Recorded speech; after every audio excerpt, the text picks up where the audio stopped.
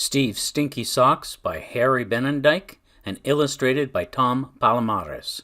This book is dedicated to my good friend Steve, whose name I used without first informing him, but his good nature and warped sense of humor still found the notion entertaining.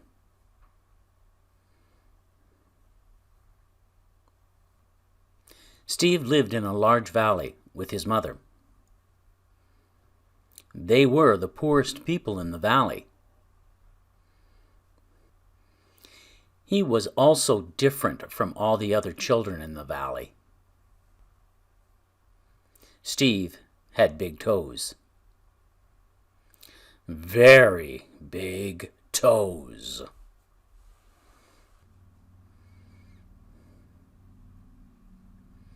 His toes were so big that nobody could find socks or shoes that would fit over them. So Steve walked around the valley with bare feet.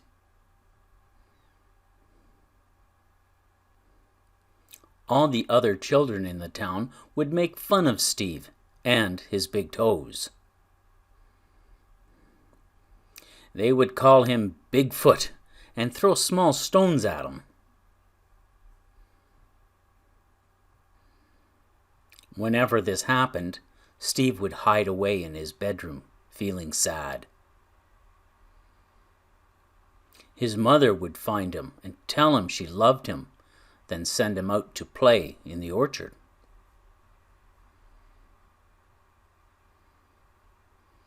Steve would wander through all the orchards. He loved the feel of the grass under his feet in the summer.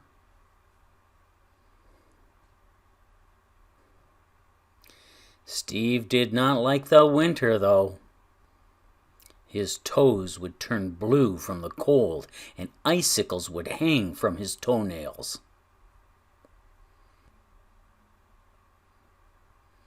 Steve's mom felt so bad about Steve's blue toes. She knocked on everyone's door to gather whatever wool they had to spare.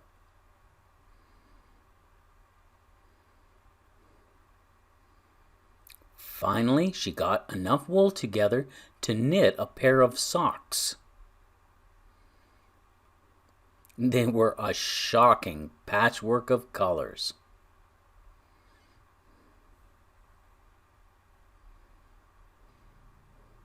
But Steve didn't care as he pulled them on. He was too excited. His feet would finally be warm. Steve told his mom he was never going to take the socks off. He wore the socks every day that fall, and the socks got wet and musty. He wore the socks all winter, and the socks began to smell. He wore the socks all spring, and the socks got black and smelled even worse. By summer, none of the other kids would come close to Steve because of the stinky socks. They could not throw stones at him because they could not get near him without gasping for air.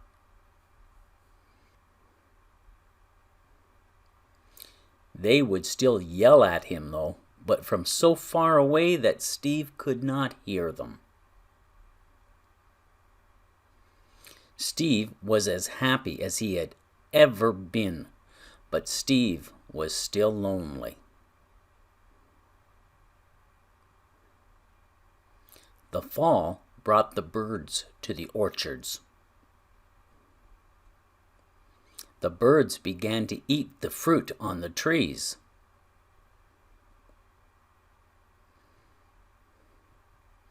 The townsfolk worried that the birds would eat all the fruit from the trees. No matter what the townsfolk did to try and scare away the birds, they would not leave.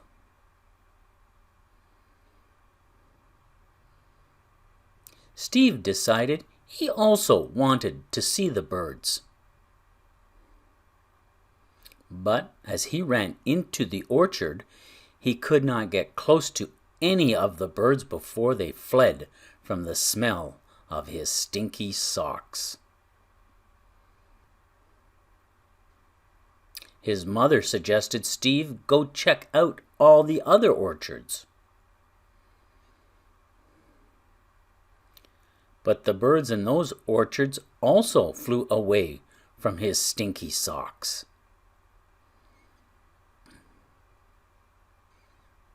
Soon the orchards were free from the fruit-eating birds. All the townsfolk had seen the birds fleeing from Steve and his stinky socks. They wanted to celebrate and thank Steve for getting rid of the birds. But as they got near Steve and his stinky socks, they also began gasping for air. So they went to Steve's mom to find out how she could still breathe around Steve and his stinky socks. She handed each of them a clothespin. They looked at her with confusion. "What are we supposed to do with a clothespin?" they asked.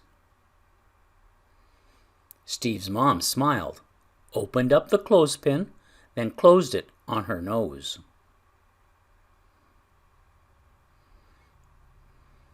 All the townsfolk grabbed a clothespin and attached it to their noses.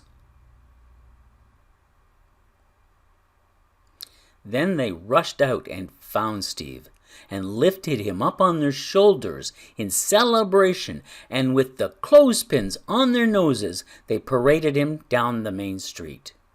Even the mayor came out to say thank you to Steve for saving their crops. Steve now has a new job in the orchards.